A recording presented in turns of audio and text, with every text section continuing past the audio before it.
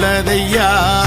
100 தலைமுறை சேர்ந்து செதுக்குன ஈர நலம் இது பாறையா வாழும் வரையிலும் நீயும் விதைக்கிற கடமை இருக்கு கேளையா கோடி விளக்காயேந்தி கிடந்த வீடும் இருண்டது ஏனையா மாட விளக்கா நீயும் வரத்தான் வீடும் ஏங்கி நிக்குதையா எத்தனை சாமி வந்ததையா இது எந்தெந்த சாமி தந்ததையா எத்தனை பாட்ட சொன்னதையா அத சுத்துற பூமி கண்டதையா